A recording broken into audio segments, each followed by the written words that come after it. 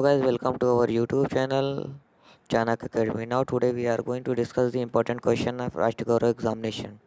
चलिए स्टार्ट करते हैं नई सीरीज। उत्तर प्रदेश में भारतीय गन्ना अनुसंधान केंद्र कहाँ पर स्थित है? लखनऊ, इलाहाबाद, शाहजहाँपुर, मेरठ। ये हमारे लखनऊ में स्थित है। लखनऊ में और क्या है? दुधवा नेशनल पार्क है।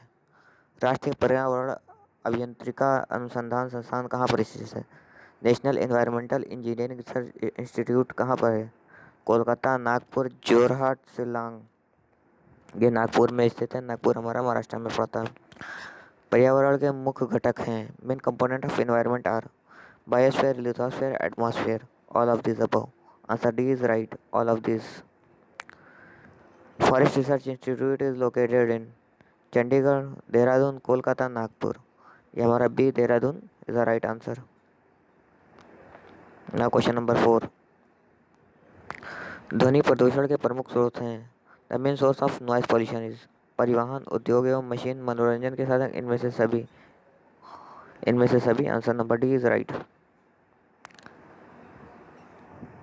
भारत का सबसे बड़ा रिजल्ट थर्ड रिजल्ट है। वायु प्रदूषण सबसे अधिक होता है। Air pollution is caused by detergent, smoke emitted from industries and vehicles, excessive noise, none of the above. Answer number B is right.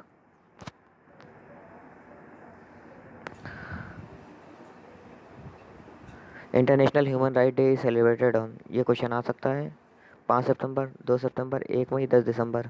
10 दिसंबर को ह्यूमन राइट डे मनाया जाता है। Answer number D is right. Question number 9। The impact of noise pollution is speech barrier, sleep barrier, hearing power, या इनमें से सभी। Answer number D is right, इनमें से सभी।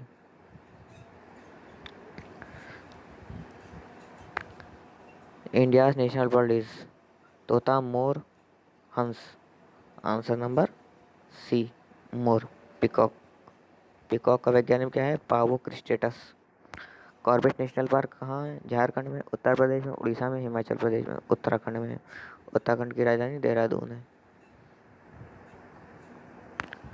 A bird that can not fly. सारस, पेंगुइन, मोर, बाज।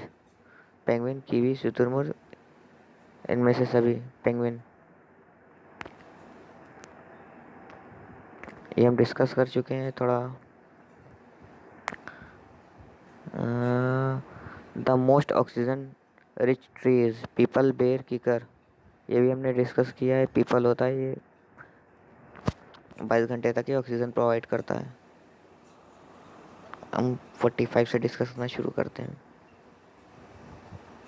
At the present time most फटल इज। वर्तमान समय में सबसे अधिक घातक है। जलवायु परिवर्तन, परमाणु संकट, जंगल का घटना, इनमें से सभी answer number D is right.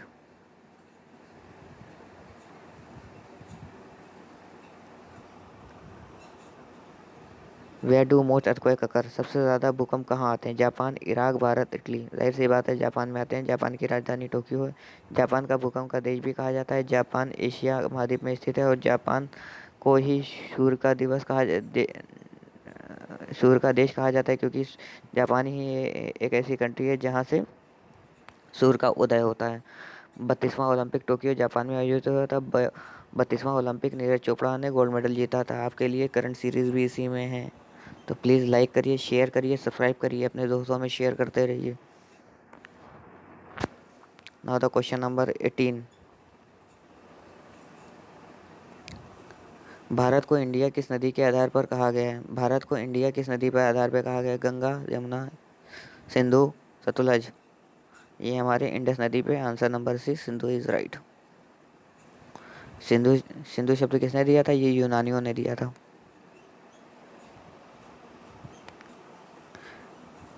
What place does India have in the world in term of area?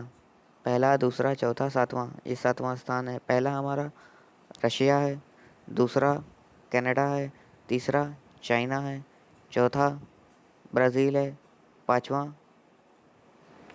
पाँचवा यूएसए, छठा ऑस्ट्रेलिया है, सातवां इंडिया है। देवनाम प्रियदर्शी किसका दूसरा नाम है? देवनाम प्रियदर्शी सम्राट अशोक का नाम है। सम्राट अशोक मौर्य वंश के राजा थे। सम्राट अशोक को देवनाम प्रियदर्शी के नाम से जाना जाता है। इसका अर्थ है जो देवताओं के भी प्रिय हों। इंडिका पुस्तक किसने लिखी है? मेगास्थनीज ने। मेगास्थनीज एक मेगास्थनीज को भेजा गया था सिलुकस द गिटार ने in the court of Chandragupta Maurya. राजदूत था एक। सर्वप्रथम गोत्र का उल्लेख किस वेद में दिया गया है? ऋग्वेद में गोत्र का उल्लेख दिया गया है। गोत्र वो होता है, गोत्र में मतलब एक ही गोत्र के में शादियाँ नहीं हो सकती हैं, ऐसा होता माना जाता था। आज भी फॉलो होता है ये। और गोत्र का प्रथा का लोक ये अर्थवेद में मिलता है। बौद्ध धर्म की शाखाएं ज्योतिष एवं दर्शन, वेद एवं पुराण, महायान और हीनयान, श्वेतांबर और दिगंबर। महायान और हीनयान और वज्रयान बौद्ध धर्म की शाखाएं हैं। भक्ति आंदोलन किसकी देन है? अलवार संतों की, सूरदास की, तुलसीदास की, जयसी की। अलवार संतों की देन है भक्ति आंदोलन। भक्ति आंदोलन के कुछ प्रमुख संतों के नाम हैं। रामानुजाचार्य, जयदेव है, रामानंद है, कबीरदास है, गुरु नानक है, तुलसीदास है, शंकर देव है, वल्लभाचार्य, सूरदास है, मीराबाई है, हरिदास है, तुकाराम है, रामकृष्ण परमहंस है। ये भक्ति आंदोलन के कुछ प्रमुख संतों के नाम थे। गुरु नानक किस धर्म के प्रवर्तक थे? सिख धर्म के प्रवर्तक थे। निम्न में से उपजीय काव्य क्या है?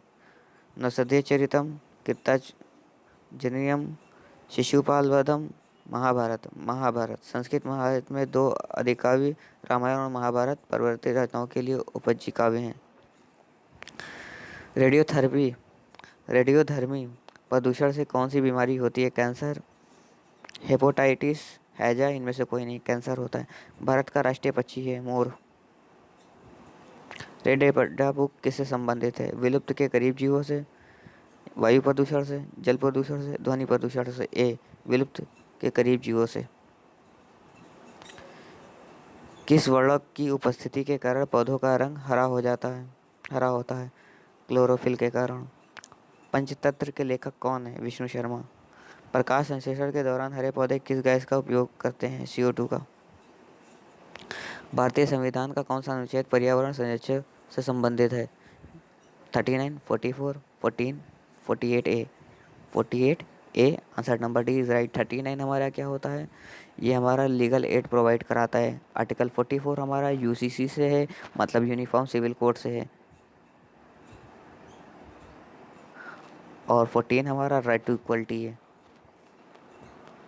ये हमारे 48A हमारा 42वें संविधान संशोधन द्वारा 1976 में जोड़ा गया था। चिपको आंदोलन का मूल किसके विरुद्ध था? जल प्रदूषण के, मृदा प्रदूषण के, ध्वनि प्रदूषण के, वनों की कटाई के। आंसर नंबर डी इज वनों की कटाई के अगेंस्ट में था। सुंदरलाल बहुगुणा अभी उनका देहांत हुआ है, वो से रिलेटेड थे। वनों की कटाई के लिए ये देखिए आ गया। सुंदरलाल बहुगुणा का संबंध चिपको आंदोलन से है। क्योटो प्रोटोकॉल किससे संबंधित है? जल प्रदूषण से, ग्रीन हाउस गैस से, बौद्धिक संपदा अधिकार से, मरुस्थलीय से। Answer number B, greenhouse gas उत्सर्जन से। हवा में सबसे अधिक मात्रा में होती है ऑक्सीजन, नाइट्रोजन, हाइड्रोजन, CO2। सबसे ज़्यादा एटमॉस्फेयर में होती है नाइट्रोजन, जो कि 78% पाई जाती है, और सेकंड नंबर पर 21% ऑक्सीजन पाई जाती है। अम्ल वर्षा में प्रमुख घटक होते हैं सल्फ्यूरिक अम्ल एवं नाइट्रिक अम्ल। बी, सल्फ्यूरिक अम्ल एवं हाइड्रोलिक अम्ल, हाइड्रोलिक अम्ल एवं नाइट्रिक अम्ल, या इनमें से कोई नहीं। सल्फ्यूरिक अम्ल एवं नाइट्रिक अम्ल। Answer number A is right answer. Sulphuric acid का फॉर्मूला H2SO4 होता है, वेराज नाइट्रेटिक एसिड का HNO3 होता है। क्वेश्चन नंबर 18, संविधान के किस अनुच्छेद में शिक्षा का अधिकार दिया गया है? ये अनुच्छेद 21 में, अनुच्छेद 25 में, अनुच्छेद 29 में, अनुच्छेद 30 में। Article 21 A is correct answer. इसमें हमें शिक्षा का अधिकार दिया गया है। आर्टिकल 25 में हमारा right to freedom of religion है। हम कोई भी रिलीजन अपना प्रोफेस कर सकते हैं, उसको प्रोपेगेट कर सकते हैं। We are not bound to pay our taxes for the promotion of our religion. 29 और 30 हमारा माइनॉरिटीज़ के उससे रिलेटेड है, उनके राइट से, कि वो अपने इंस्टीट्यूशन या स्कूल और कॉलेजेस को इस्टेब्लिश कर सकते हैं, अपने लैंग्वेज को प्रमोट कर सकते हैं। धार्मिक स्वतंत्रता का अधिकार संविधान में कौन से अनुच्छेद के में दिया गया है? धार्मिक स्वतंत्रता अभी हमने डिस्कस किया है 25 से 28। अनुच्छेद 29 से 30 हमारा माइनॉरिटी के रिलीजियस इंस्टीट्यूशन से है। 14 से 18 हमारा राइट टू फ्रीडम है। आर्टिकल 25 से 28 हमारा right to freedom of religion है। Answer number C is right. 19 से 22 हमारा right to equality, right to freedom of speech है। 19 से 22 हमारा राइट टू फ्रीडम है। देवगढ़ के दशावतार मंदिर का निर्माण किसके कराया था? ये किसने कराया था? चंडेलों के समय में हुआ था, चोलों के समय में हुआ था, चालुक्य के समय में हुआ था, गुप्तों के समय में? ये गुप्तों के समय में हुआ था। देवगढ़ के दशावतार टेम्पल जैनिज्म से रिलेटेड है। दशावतार मंदिर उत्तर प्रदेश के ललितपुर जिले में देवगढ़ में स्थित है। दशावतार टेम्पल ये भगवान विष्णु को समर्पित है। ये माना जाता है ये गुप्त काल में बना था। ये भगवान विष्णु को समर्पित है। ये जैन से रिलेटेड नहीं है, वो माउंट आबू वाला है। ये ललितपुर जिले में स्थित है। स्मृतियों के अनुसार कुल संस्कार बताए गए हैं।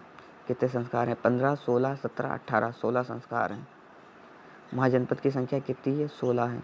महाजनपद का 16 महाजनपद का जिक्र सबसे पहली बार किसमें मिलता है? अंगुत्तर निकाय में मिलता है, जो Buddhist text canonical text book थी।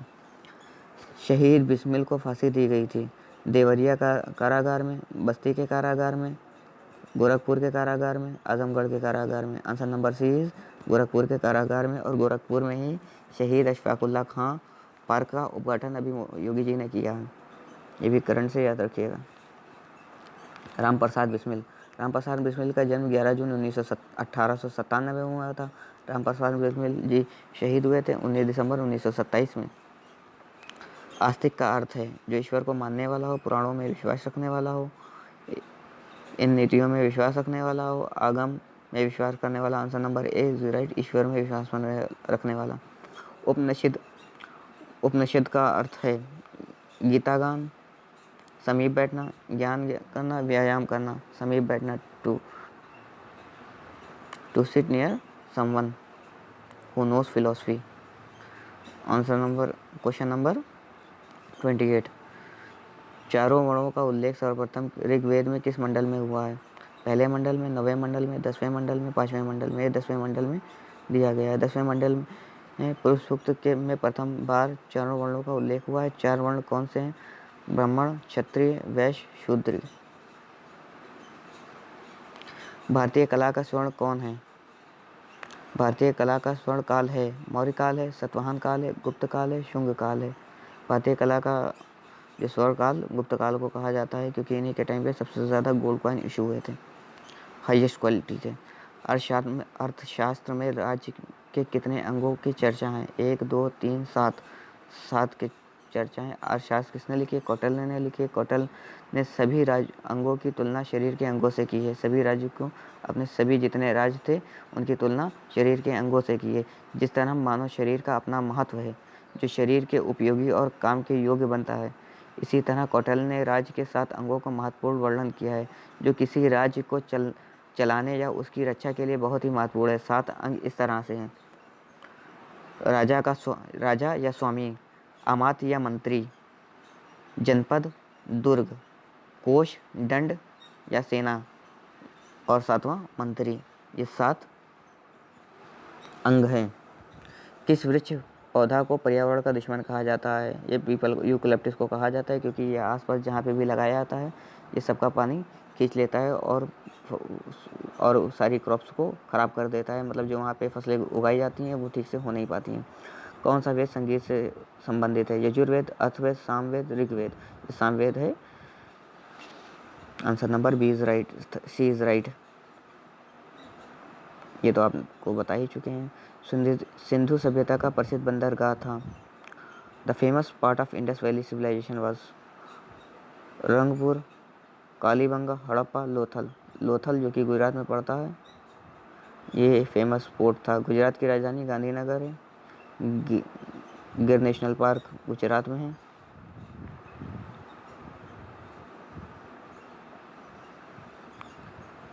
पिछले साल के क्वेश्चन हैं हमारे पास, ये फिर से वही आ गया है, शायद मैंने डिस्कस किया है। मिस्र की सभ्यता का विकास किस नदी के किनारे हुआ था? इजिप्शियन जो सिविलाइजेशन था कौन सी नदी के किनारे था?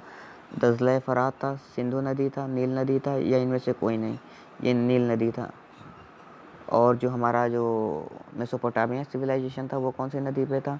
ये दजला फरात पे था। आज के टाइम उसको टिग्रिस और यूफ्रेट्स रिवर बोलते हैं, जहाँ पे मेसोपोटामिया सिविलाइजेशन एग्जिस्ट करता था, इंडस वैली सिविलाइजेशन के कंटेम्परेरी था।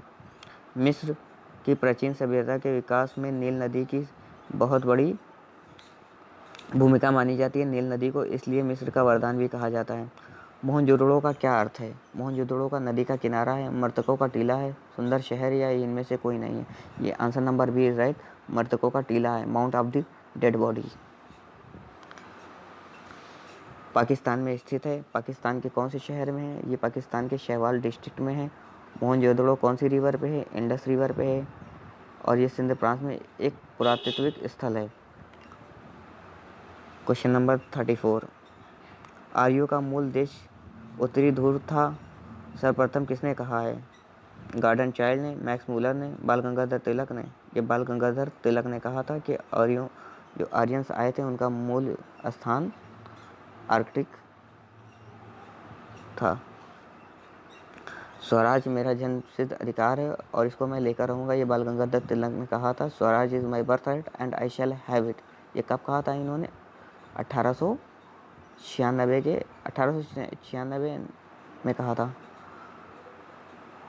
पुरुष सूक्त किससे संबंधित है? रामायण से, महाभारत से, उपनिषद से, या फिर वेद से? Answer number D is right, Veda से। पाटलिपुत्र का नाम क्या है? उज्जैन, कन्नौज, पटना, लखनऊ? पाटलिपुत्र का नाम पटना है और बिहार की राजधानी भी पटना है। यहाँ की सीएम कौन है? कमेंट सेक्शन में कमेंट करके ज़रूर बताएं। विंग्स ऑफ फायर के लेखक कौन है? सुभाष चंद्र बोस, एपीजे अब्दुल कलाम, जतिन दास, भरूतेंद्र हरिश्चंद्र? ये answer number B is right, Abdul Kalam ji हमारे विंग्स ऑफ फायर के राइटर हैं। What was Gandharva marriage? गंधर्व विवाह क्या होता था? कन्या से जबरदस्ती विवाह, वर कन्या द्वारा प्रेम, love marriage of bride and bridegroom, C पिता द्वारा पुरोहित से विवाह, या आंसर या D option marriage with priest by father, ये बी है, love marriage by bride and bridegroom. Love marriage जो आज के टाइम पे होती है उसी तरीके से अपना ना सोचने लगिएगा। संस्कार का उद्देश्य क्या है? शुद्ध करना, शिक्षित करना, यज्ञ करना, या इनमें से कोई नहीं? ये शुद्ध करना होता है, प्योरिटी ऑफ द प्योर। वैदिक कालीन में सोम था। सोम वायु देवता थे, वन संपत्ति देवता थे, ज्ञान देवता थे, वर्षा के देवता थे? ये वन संपत्ति देवता थे। सोम का जिक्र हमारा कौन से मंडल में ऋग्वेद के है? ये हमारे 9वें मंडल में सोम का जिक्र किया गया है। आई थिंक आज के लिए इतना काफ़ी है। मिलते हैं हम नए नेक्स्ट वीडियो में। लाइक करिए, तब तक के लिए लाइक करिए, शेयर करिए, सब्सक्राइब करिए और अपने मित्रों में इसको शेयर करिए। Thank you for the day.